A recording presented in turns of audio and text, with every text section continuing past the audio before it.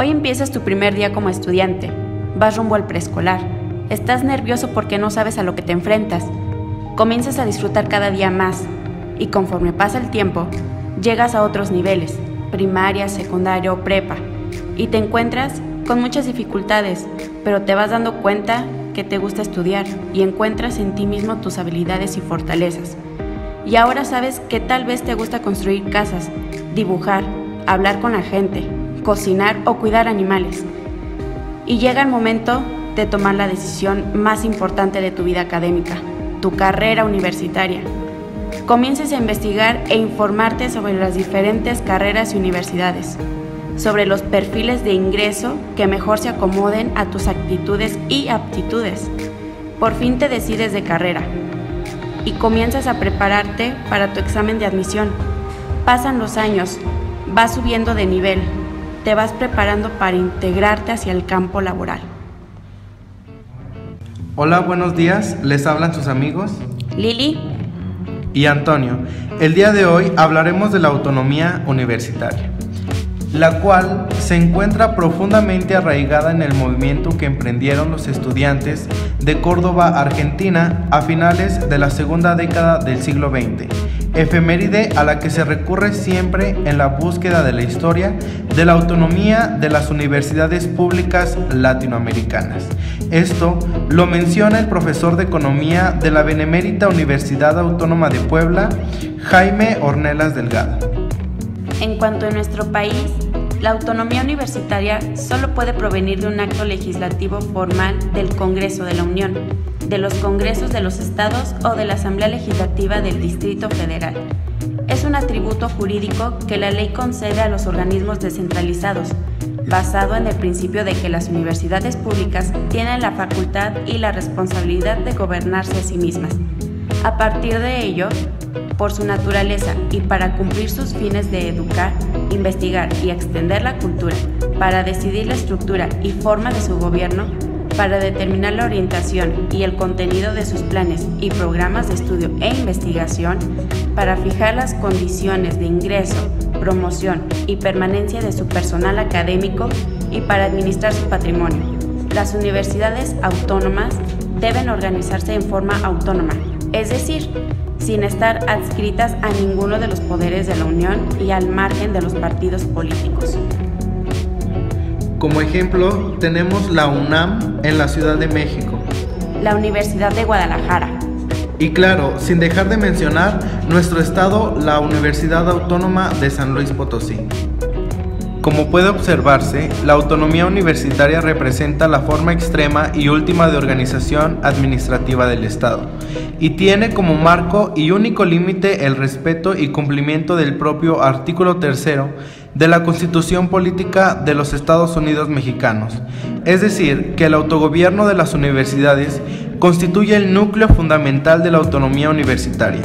Ello a partir de un órgano legislativo autonómico que les permite dotarse de una estructura de gobierno para cumplir con los fines de educar, investigar y extender la cultura, bajo los principios de libertad de cátedra, de libre examen y discusión de las ideas. Con excepción de la Universidad Autónoma de la Ciudad de México, a todas las universidades del país, tanto federales como locales, y especialmente a la Universidad Nacional Autónoma de México, les es impuesta su estructura de gobierno a través de las llamadas leyes orgánicas, lo que hace nugatorio el ejercicio de su autonomía. En contraste, con la Ley de Autonomía de la Universidad Autónoma de la Ciudad de México, se instituyó un órgano legislativo autonómico con facultades legales para establecer la estructura de gobierno y con ello se hizo posible el cumplimiento del principio constitucional de gobernarse a sí misma. En las demás universidades, no obstante, están formalmente investidas de autonomía. La estructura de su gobierno proviene de un órgano legislativo heterónomo que la impulsó obligatoriamente. No hay autogobierno y la autonomía solo se queda en el papel. Así las cosas, si es a las universidades a quienes corresponde el ejercicio de la autonomía para lograr el autogobierno, resulta imperativo responder a la pregunta: ¿qué es la universidad?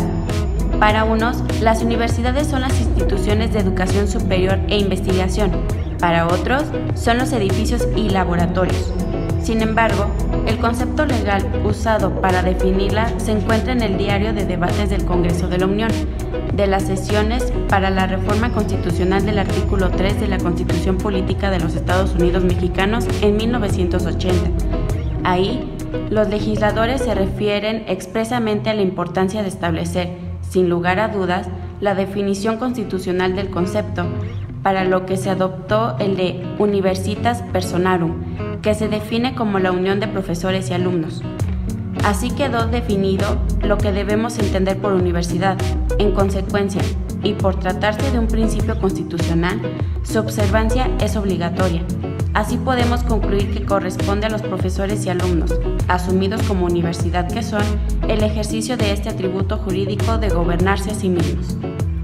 Desde el día en que entró en vigor la adición constitucional del artículo 3, quedó definido legalmente el principio de autonomía universitaria como norma suprema de gobierno de toda la Unión.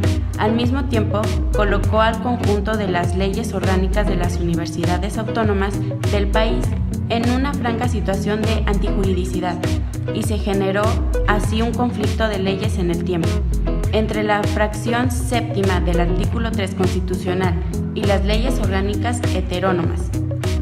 La autonomía universitaria de 1980.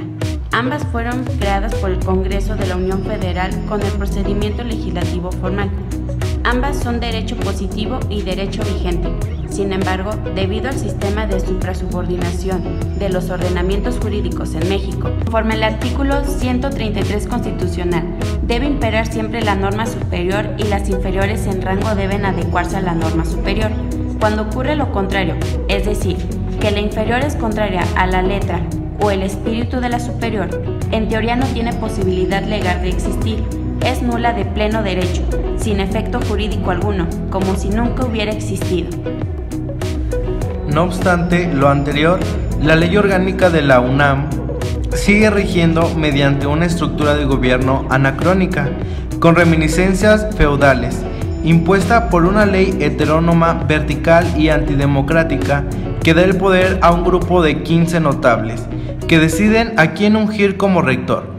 Los órganos colegiados, consejería universitario y consejos técnicos están integrados con una sobrerepresentación de la burocracia, con consejeros ex officio, es decir, todos los directores de facultades, escuelas, colegios, centros e institutos que a su vez son designados por el mismo rector, y con subrepresentación de estudiantes y académicos. Por ejemplo, los estudiantes de los 5 planteles del Colegio de Ciencias y Humanidades tienen solo 2 consejeros.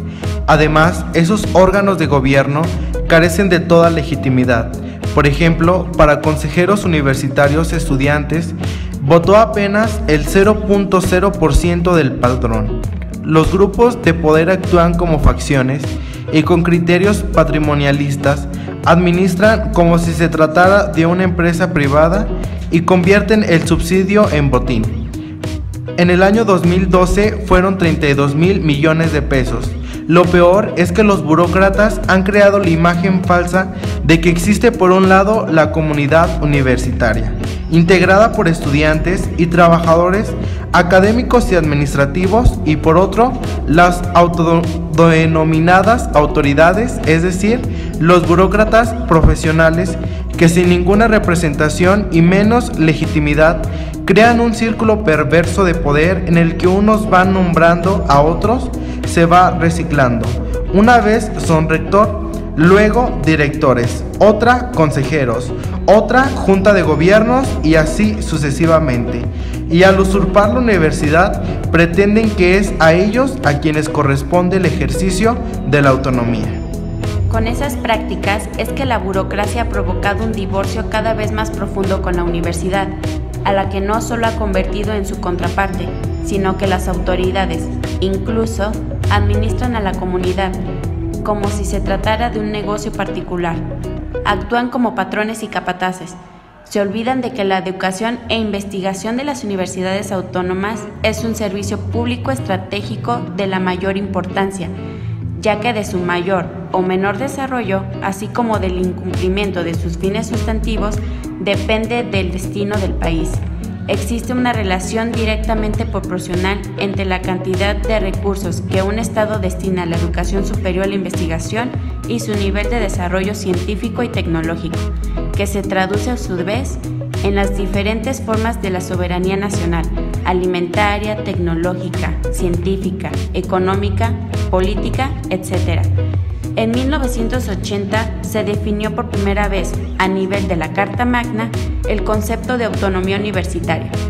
Sin embargo, los universitarios hemos sido incapaces de dotarnos de un órgano legislativo autonómico que sirva para lograr la adecuación de la legislación universitaria al nuevo marco constitucional y posibilitar el ejercicio real de la autonomía para quienes forman la universidad, sus estudiantes y profesores. Resulta indispensable, asimismo, la expedición de la Ley Federal de la Autonomía Universitaria, reglamentaria de las siguientes fracciones del artículo 3 constitucional. Toda la educación que el Estado imparta será gratuita. Séptimo, las universidades tendrán la facultad y la responsabilidad de gobernarse a sí mismas. Octavo, lo que se refiere a la responsabilidad del Congreso de la Unión para distribuir la función social educativa entre la Federación, los estados y los municipios. Una ley que transforme en obligación legal lo que hoy es una facultad discrecional del Poder Ejecutivo. La asignación de recursos económicos suficientes y oportunos para que las universidades autónomas del país realicen los fines sustantivos que tienen encomendados, debiendo destinarse cuando menos el 12% del Producto Interno a la educación y el 1% a la investigación. Una reglamentación de la autonomía universitaria que permita su real ejercicio, es decir, el autogobierno como facultad y como responsabilidad a partir del concepto universitas personarum. Una ley que establezca las formas para que los 3 niveles de gobierno aporten los recursos económicos para la realización de la función social educativa y que reconozca el carácter estratégico de la educación pública. Consecuentemente, una reglamentación que imponga las sanciones para el caso de incumplimiento, que puedan ser desde la destitución del cargo hasta la consignación y proceso penal correspondiente, así como el procedimiento para resarcir el daño causado y garantizar la no repetición del mismo. La lucha por la autonomía universitaria hoy.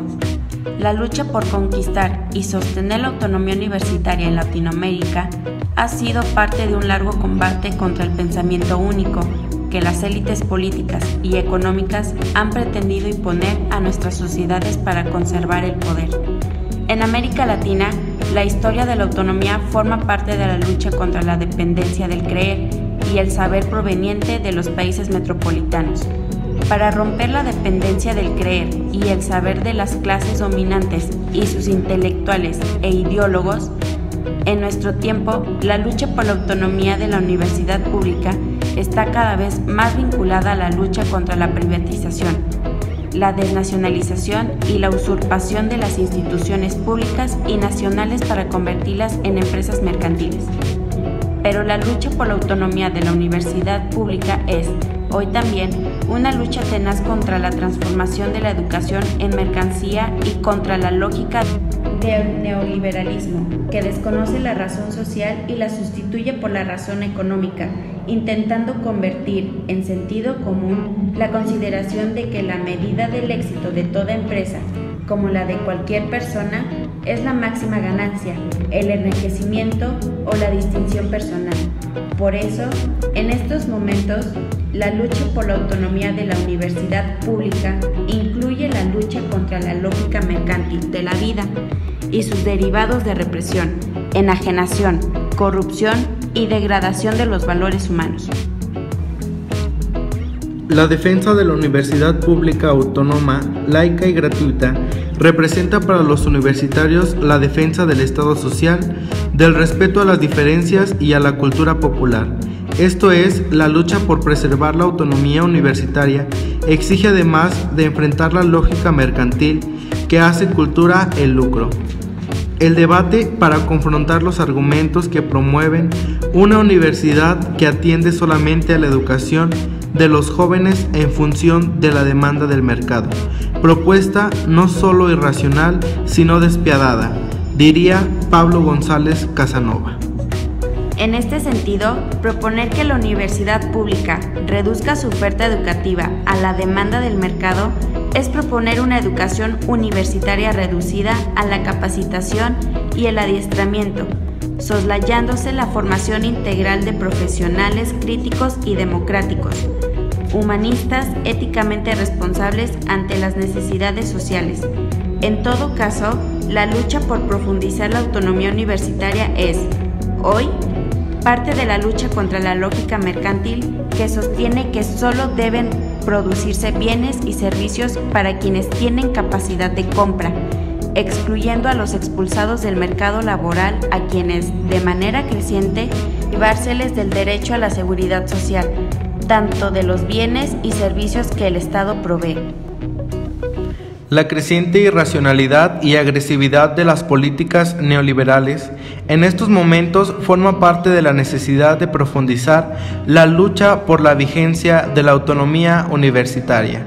Se trata de enfrentar la política de despojo de las riquezas naturales de nuestros pueblos, de impedir la desregularización y privación de los derechos laborales a los trabajadores, así como la reducción de los costos de producción, disminuyendo los salarios y cancelando empleos e impedir, finalmente, la privatización y mercantilización de los servicios de educación, salud, vivienda, alimentación y seguridad social.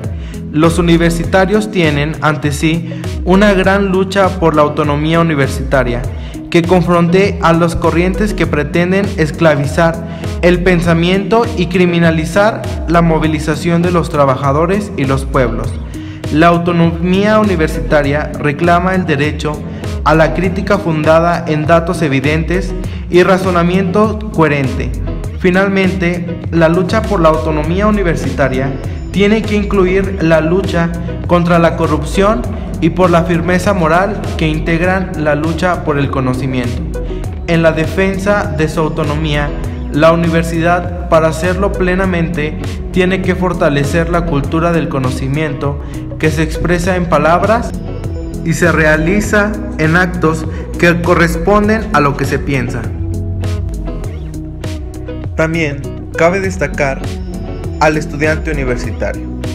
Importa en este momento establecer y organizar los rasgos y las situaciones con las cuales se puede identificar el estudiante universitario, como individuo y como conjunto social, teniendo como escenario las circunstancias que presenta nuestro medio sociocultural. Esto se lleva al efecto en las líneas que siguen, exponiendo lo que corresponde a su naturaleza y a sus características. La naturaleza del estudiante universitario. El estudiante universitario en nuestro medio, considerado individualmente, es la persona que ha logrado el ingreso a la educación superior, no solo por haber culminado con éxito aprobatorio los cursos correspondientes a la educación media o secundaria, sino que también porque circunstancialmente disfruta de las mínimas posibilidades económicas que se requieren para lograr tal efecto, sobre todo si se trata del ingreso a la universidad privada. Y o porque además ha contado con la mínima cuota de buena suerte que le ha proporcionado el respectivo cupo, sobre todo si se trata del ingreso a las universidades estatales.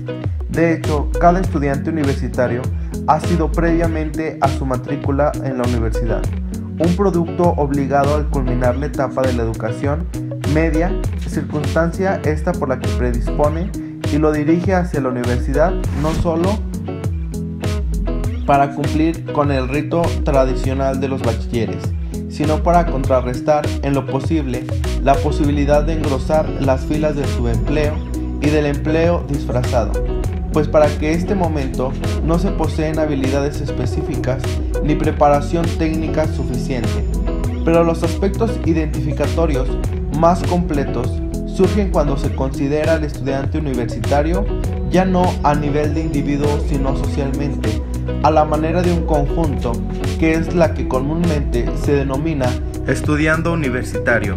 Este conjunto es observable y analizable ya que se constituye como un ente social, con múltiples y diversas viviendas humanas que afectan a la sociedad global. Es desde este punto de vista que se pueden captar y comprender sus características para así interpretarlo en una forma más amplia e integral. A continuación, veremos algunas características del estudiante universitario. Se pone de manifiesto aquí las características de conjunto que corresponden y ayudan a identificar al estudiante universitario típico. Estas características han sido extraídas como productos directos de la observación sistemática que llevó al efecto en el medio ambiente de nuestros centros universitarios y en un orden lógico se presenta son: el estudiando universitario es un producto social estratificado. Como es apenas obvio, el conjunto de estudiantes universitarios es un producto de extracción de nuestro medio social, pero lo que es realmente significativo es la forma de estratificación socioeconómica que presenta. Las mayores proporciones proceden de la clase media y de la clase alta en su orden, siendo aparentemente el estrato medio alto el de mayor participación. Por consecuencia, la clase baja solo tiene unos pocos representantes que por lo general corresponden a los estratos bajo medio y medio alto. Esta forma de distribución participativa no corresponde por ahora a lo que se pretende para nosotros como esquema de sociedad democrática. La estratificación se presenta arbitraria por cuanto implica la utilización de la universidad y de sus beneficios inmediatos solo para quienes de antemano se hallen ubicados en situaciones de privilegio. De otra parte, estas condiciones de distribución socioeconómica y en los estudiantes universitarios se hallan en cierta forma respaldadas con las modalidades de estratificación que presentan los propios centros de estudio universitarios. El estudiante universitario es un fenómeno social masivo y recurrente. El conjunto de estudiantes universitarios se manifiesta desde el punto de vista poblacional como un fenómeno masivo y recurrente que año a año y semestre a semestre se renueva y aumenta en los claustros universitarios. Es por lo tanto cuantitativamente un fenómeno de alta variabilidad y con tendencia al incremento, en una proporción mayor que el incremento de los cupos en las universidades y demás centros de educación superior. Pero pese a tal crecimiento continuo, siempre ha sido proporcionalmente y en comparación con la población estudiantil total del país relativamente pequeño.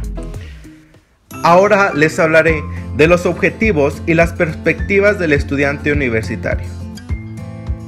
Siendo miembro activo de una élite, ya como lo hemos mencionado, el estudiante universitario parece tener principalmente unos objetivos y finalidades mezquinos. Parece no comprender en todo su significado su propia condición y consecuentemente parece desconocer gran parte de sus responsabilidades.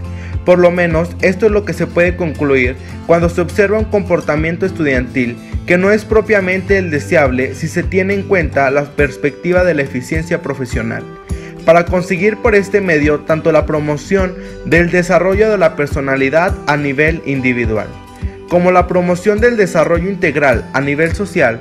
De acuerdo con los resultados de las investigaciones realizadas, el estudiante universitario común y corriente está acostumbrado a concebir la culminación de una carrera universitaria como una única y exclusiva posibilidad de éxito.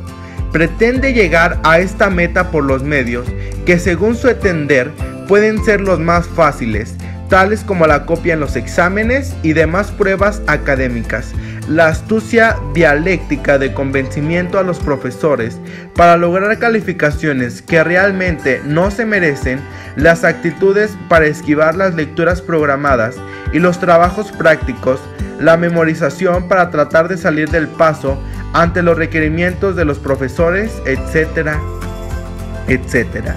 Aún a sabiendas que obrar en tal forma no es ético.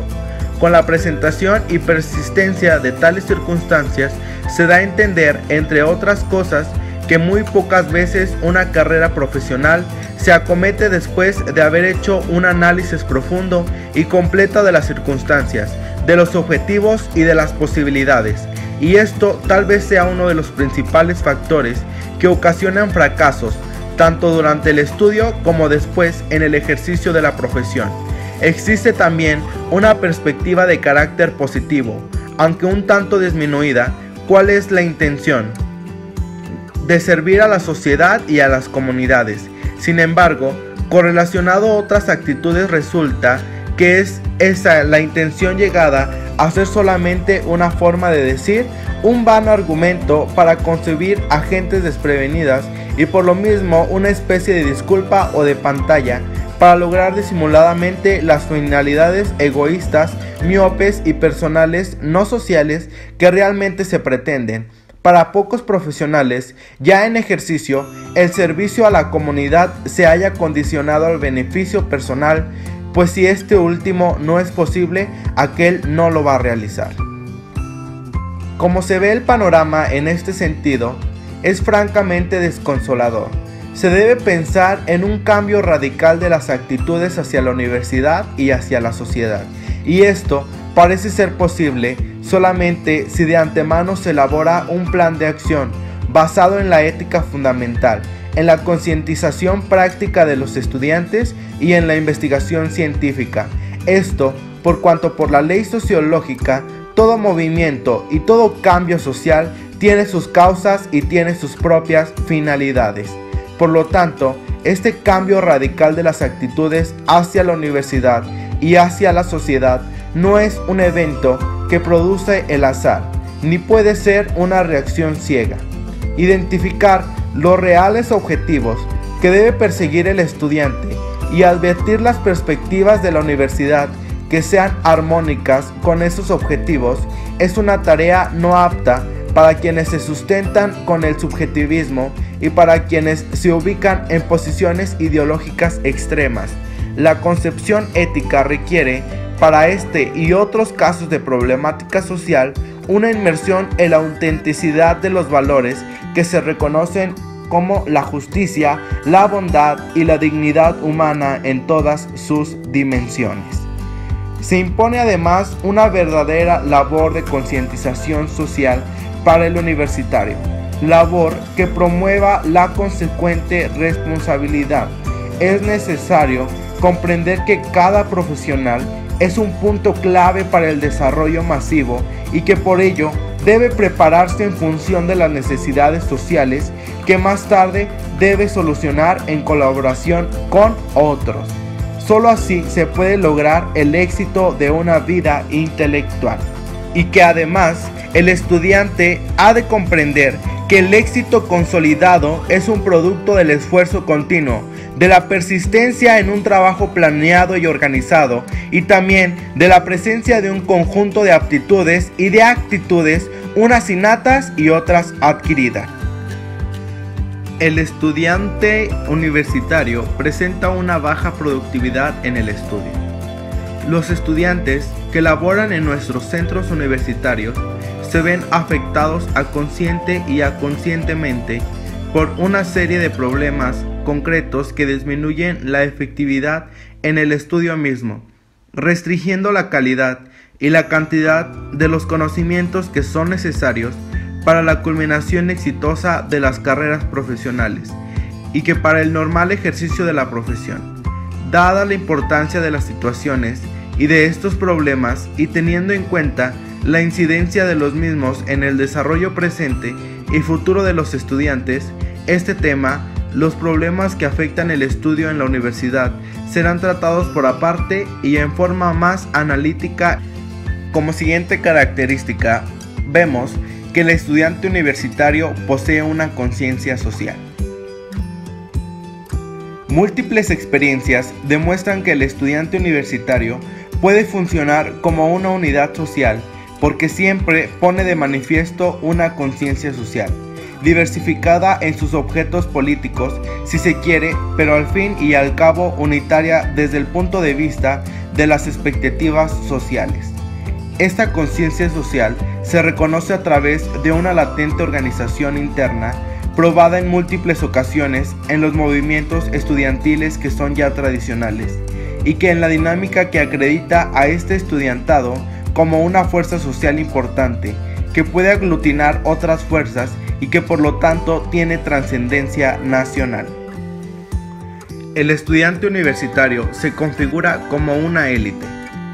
Ante las circunstancias de la propia universidad y ante las condiciones del país, el conjunto de nuestros estudiantes universitarios se manifiesta como una élite, es decir, como una minoría privilegiada, siendo esto el origen de muchas otras características sobresalientes. Ser estudiante universitario es un privilegio social.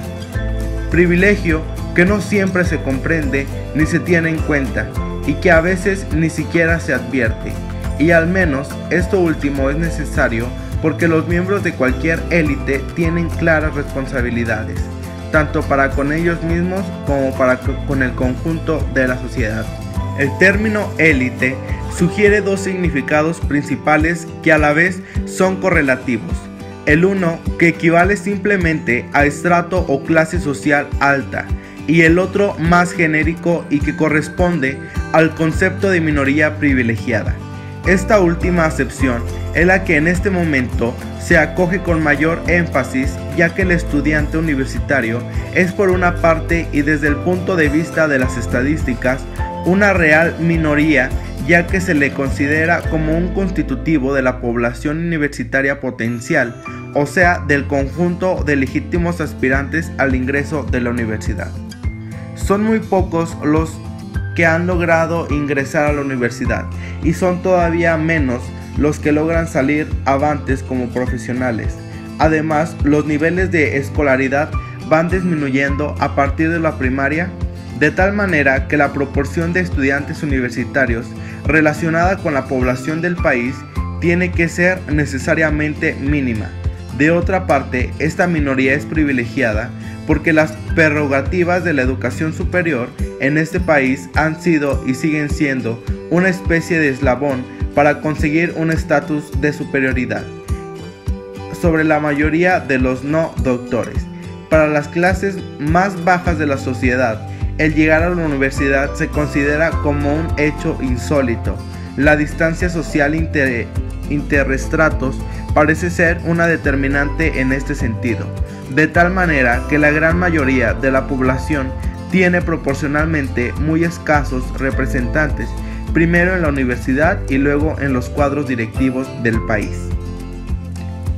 El estudiantado universitario permanece en un estado de tensión latente. Este estado de tensión provoca desasosiego a los directivos universitarios y a los dirigentes del país, y que en el pasado inmediato y aún hoy se viene expresando en paros, marchas forzadas, manifestaciones pasivas y violentas y en muchas otras formas de protesta, y que por lo general culminan con la fórmula de siempre: diálogos a todos los niveles, control policivo y cierre temporal de centros universitarios. Cuando se habla de la normatividad a la universidad, se ha hecho referencia al control de la tensión natural que se presenta al interior de cualquier sistema o subsistema social como es la universidad. Pues bien, la efectividad de ese control depende casi en lo absoluto de la calidad de las normas vigentes dentro del sistema o subsistema, calidad que a su vez depende de otras varias condiciones, de las cuales la principal es el grado de adecuación a las circunstancias sociales. Si se exploran un poco la normatividad interna a la universidad y la normatividad del sistema, se hallará sin duda las explicaciones racionales a esta tensión estudiantil, que de todas maneras es preocupante y requiere una solución eficaz. Nuestra sociedad se halla en una crisis debido en parte a la transición hacia planos superiores de desarrollo económico, y en toda crisis lo que más resulta afectado es la normatividad, porque los valores han cambiado y siguen cambiando, y porque las actitudes aparecen desconcertantes, ya que no se compugnan con las formas tradicionales de actuar, ni hay claridad suficiente acerca de los objetivos que se persiguen. Si se reúnen en principio estas apreciaciones con el concepto de universidad como institución social, se obtiene un panorama en el cual emergen algunas causas y circunstancias del fenómeno tensión estudiantil. Es apenas lógico que los tremendos problemas sociales de todo orden, pero especialmente los de tipo económico y político, repercuten en la fuerza viva de la universidad, que como se ha visto es altamente dinámica. El estudiante conserva vivo su poder de expresión, parte de la inconformidad y busca sin cesar una respuesta dentro y fuera de los claustros. Es necesario aclarar en este momento que con estas exposiciones lo que se pretende no es en ningún caso justificar lo que podría denominarse como desorden estudiantil, en el sentido de la falta de disciplina, especialmente en el ámbito docente. Solo se pretende, con fines explicativos, establecer algunas de las relaciones que existen entre la problemática socioeconómica del país y la problemática particular de la universidad y poner de manifiesto un enfoque tentativo para la solución de la última. Se puede concluir que descontando la agitación extremista que una minoría organizada hace dentro de la universidad, aprovechando el clima del descontento, la tensión estudiantil que a veces parece incontrolable es consecuencia directa de las situaciones disfuncionales de la estructura socioeconómica y que esto tiene una íntima relación con la autonomía universitaria. Consideraciones finales. La autonomía universitaria en América Latina, al tiempo de ser la ruptura con el concepto decimonónico de la vida universitaria, se plantea como la separación radical entre la universidad y el Estado. Universidad Autónoma de San Luis Potosí. Siempre autónoma, por mi padre educaré.